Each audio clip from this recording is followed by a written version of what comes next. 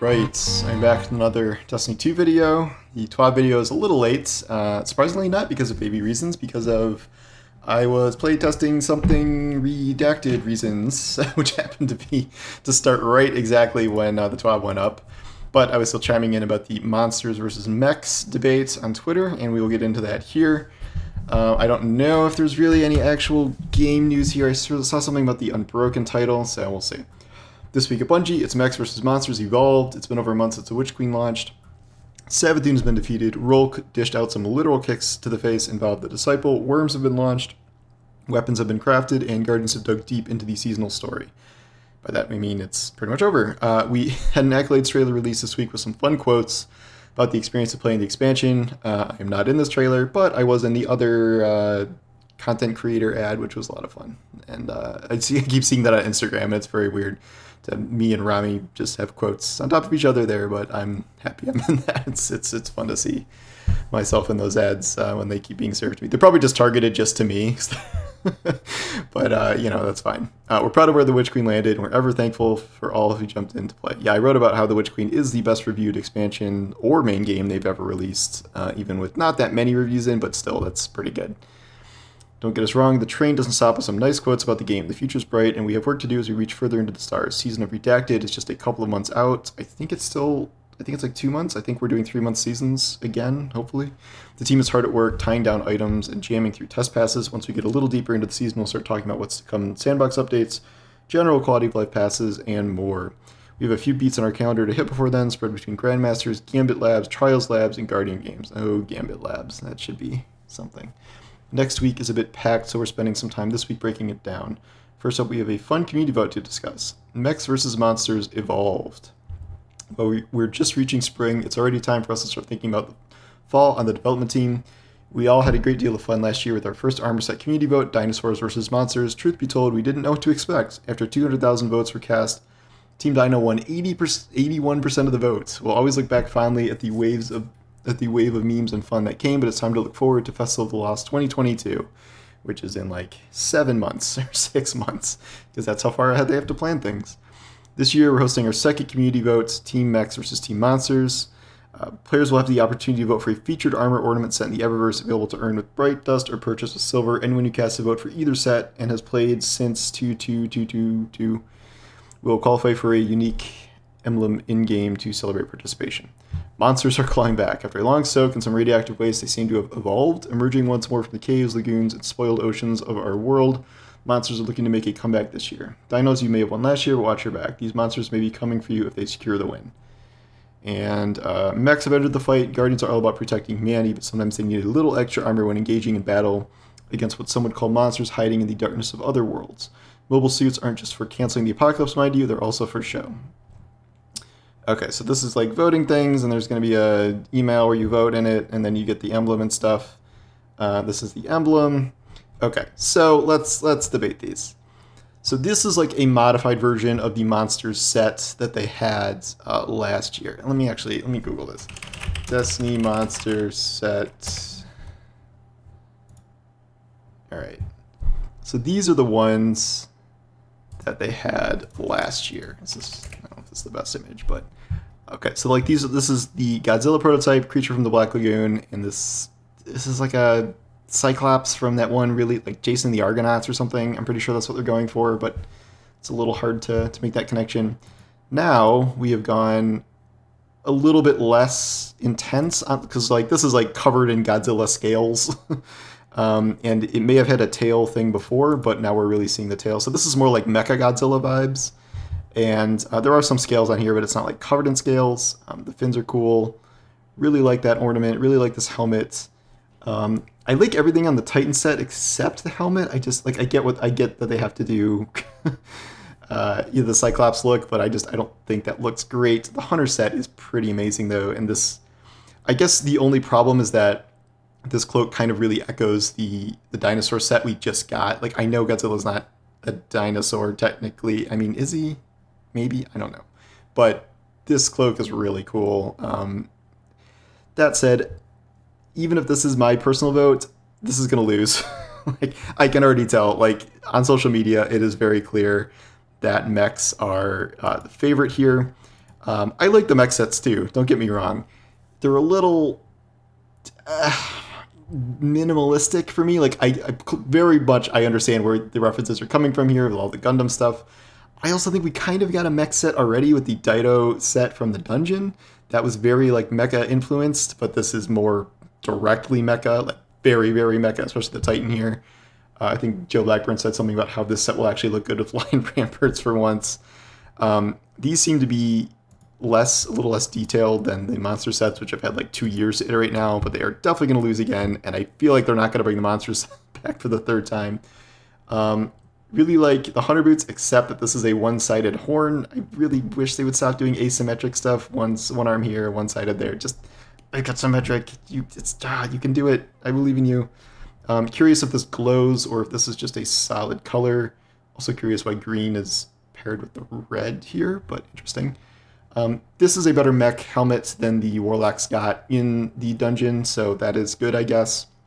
I like the chest armor and the robe too, and that looks really good. The Titan, like I get that some people want to literally look like a Gundam, but this is a little much for me, honestly. I don't know, maybe with some different shaders and stuff, but at least the helmet is very cool. Everything else is a little chunky for me, like even more so than usual Titan chunk. So this is definitely going to win. Like I'm really sure that this is going to win, just based on what I've seen so far. As much as I like some aspects of these sets and would love some of these pieces, this is not going to win. I'm sorry. And then if it loses 2 years in a row, like I think you can call it like this is like either just release this as part of another event. Like I think they've done so much work on this artistically that they should just probably make this a set for some event, even if it's not Festival of the Lost. Like just let them have it already. Like, people will buy it. I don't see a reason to throw that in the trash pile completely, especially after 2 years of iterations on it. But mechs are definitely going to win. So some version of this, I think we're going to see some more detail and details and stuff on the armor here, because this is, I know it's like supposed to be a little smooth because that's how Gundams are, but I think we'll get some more detail as the set evolves over the course of the next 6 months or whatever and turns into an actual set in the game. Okay, so this is something about Unbroken being retired. Survival is the name of the game when it comes to our competitive Crucible playlist. We offer powerful rewards to players who take on the challenge each season. I literally forget the competitive Crucible playlist even exists. As they reach for the power cap alongside a slew of triumphs to earn for those who wish to display their Crucible mastery, we offer the Unbroken seal and title. It takes 3 full seasons of reaching Legend, the competitive playlist, alongside other triumph requirements to earn the Unbroken seal. This week we have a short update from the development team on the future availability of the seal. Dev team, for the season 19 release, we are taking a pass on Glory and how players engage with it in the Crucible. What playlists offer Glory? How do players earn it? What does becoming Legend look like? We can't answer any of these questions just yet. We wanted to plant a flag in the sand for the time frame. As part of our updates for Glory, the Unbroken seal and title will be retired due to the multi-season requirements of Glory. Reach Legend 3 seasons in a row. Season 16, i.e. right now, will be the last season for players to start their journey to Unbroken. As such, we wanted to keep players informed on our plans. Currently, the Unbroken seal requirements are significantly more time-consuming than any other seal, and we'd like to bring it in line with the other seals. Players who wish to attain the seal prior to its retirement will still be able to display it, including a guilding count. We are intending on replacing it with a similarly challenging Crucible seal, just with less of a required multi-season commitment. We have more information as we get closer to Season 19.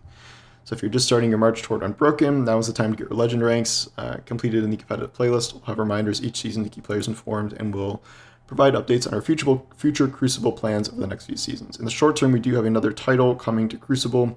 We know you're howling for a bit more information, but expect additional details when that gets closer. Yeah, it's very obvious that with the Iron Banner rework coming next season, they're going to have an Iron Banner title at last. I don't know if that will literally be Iron Lord or something different, but I don't know, something wolf-based. We'll see.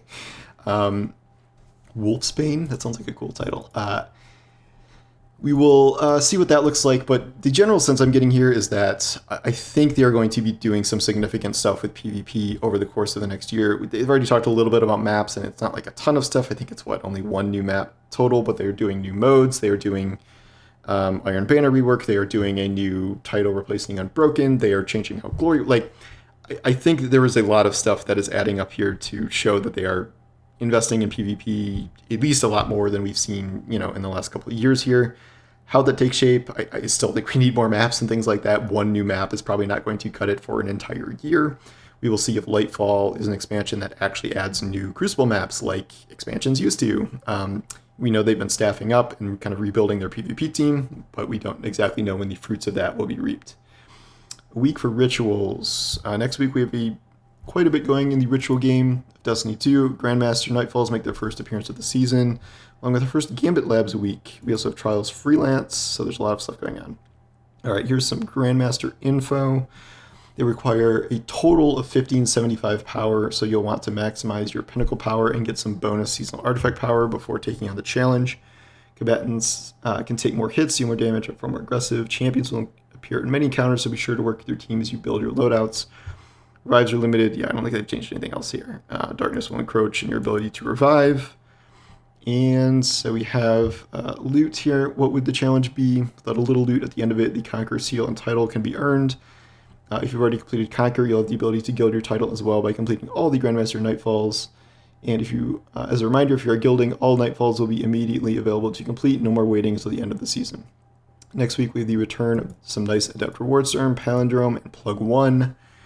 Adept weapon mod shards, enhancement prisms can be earned upon activity completion, so they are not adding Ascendant Alloy to this. Double Vanguard rep will start flowing, so you can get more ranks or whatever there. So this is interesting. Invasion swap. So this is the Gambit Labs. Next week, Gambit Labs will make its first appearance in Destiny 2. Now that we've gotten a slew of bug fixes and some minor tuning in place for the last few hotfixes, it's time to hit the labs. Both Gambit matchmaking nodes will be updated to feature Gambit Labs Invasion Swap. This iteration of Gambit will change who gets invasions during the motes phase of the activity. When a given team reaches 25 and 75 bank motes, the opposing team will be given one invasion. So that's interesting because if you just deposited all your motes to hit a threshold, you shouldn't really have any motes that are still on you for the most part. So you're going to be sparking an invasion or activating an invasion when there's no like real mote stack built up. So that's a little odd. It does kind of make more sense though, like in terms of the flow of Gambit, because invasion, like if you invade first, you will probably have more motes first, and so and then if you get any kills at all, really, you're just snowballing and snowballing. So this is an interesting concept where at least if the invader isn't clearing out a bunch of motes, at least maybe they are preventing the other team from making progress so your team can catch up. So we'll see. All right, so this is what they have to say. Strategies might change in a few ways for invaders and bankers. Go for the largest blockers to start. Stagger large and small blockers to keep your opponents on their toes. Yeah, this is much more tactics than I've ever experienced in any Gambit match with randoms. Invade immediately when the opposing team banks enough motes, or stick back to fight blockers and wait for them to build up a few motes. We're excited to see how players take on the twist. Gambit reputation will be doubled that week. We appreciate everyone who's been hopping in to check out all the changes that have been made to Gambit since the season began. We're looking forward to continued feedback around the mode as more labs roll out. Oh, Gambit. Nothing can save you, really, honestly. More maps. We need more maps. That's it. Trials Freelance, that is coming back. Don't think anything is changing there, just Freelance exists. Hotfixes are coming. Another hotfix. We will see what randomly gets nerfed this time. Are they... I don't know if they're saying what's actually getting fixed here, but something. All right, so these are known issues. Maybe some of these will be fixed. Importing from Budgie Friends is an error. Reckless Endangerment can't be reacquired from collections. Renewal Grasp damage buff doesn't always work. No, really? Okay. Disappearing Shadows on consoles. Cannot pronounce that. Minimacine lore book. After completing Ultra Reflection activities, won't unlock the last 2 lore pages. Oh yeah, I've seen that. Eyes of Tomorrow rockets can sometimes stay in front of players instead of launching, exploding in front of them. That's what you deserve if you're trying to shoot me with that in Gambit. The Lucian Executioners are not rotating daily and have been stuck in the Fluorescent Canal. Weird. The Memory Alembic quest doesn't give refined Aliquar when completing it after the first week. I'm glad I never tried to do that again. I still haven't spent that. I know that's a triumph. Combatants sometimes don't spawn after entering the Dark Forest in EDZ Psyops. Legend Psyops Battlegrounds does not advertise matchmaking off. Just let us freaking matchmake for it. Come on. The Report Ultra Reflect quest can be blocked if players are not on the correct step. Join other players on another step of the quest. Yeah, I've had a lot of issues with the altars. I think my issues got fixed already, though. All right, so movie of the week. We're doing TikTok things. Yeah, I saw the Snapchat filter. That's pretty good. I think these are all TikToks. I guess that was the theme. Cool art, as per usual. Good stuff. All right. What are your plans for the weekend? I was running through my chores list yesterday, slightly groaning at the notion of trimming trees, sweeping pine needles from the walkway, and washing windows. Somewhat tedious, I do know a treat will be waiting for me at the end of my labors with trials labs. Well, April 1st. I have no idea when you're reading this, so might as well be specific. So Uncapture is making a return alongside some double Trials Reputation. No tweaks on the mode, just a fun spin to push players out of cover or take different approaches to a given map as they seek a trip to the lighthouse. I'll likely be rolling solo a little bit to prep for freelance next weekend, so feel free to throw me an emote if we match up. Let's stick together and try to shoot the same targets. Who knows, maybe we'll snag a W. If not, oh good. There's rep to earn and engrams to focus. Yeah, I need to get Aisha's Embrace. I've not played any Trials, but a little busy. Okay, so in short, all the ritual stuff is happening soon. No real major story developments are coming unless there are secrets, but I wouldn't bank on that. And Mechs are definitely going to beat monsters in this poll. So I've been scaling back on Destiny a little bit. I mean, partially because of having a baby and things, and you can't pause Destiny, which is not ideal. But I've just mainly been playing Wonderlands a lot, although maybe less so if I keep losing save progress. So anyway, we will see who wins this competition, but I think I know already. So anyway, thanks for watching, and I will talk to you guys later. Take care.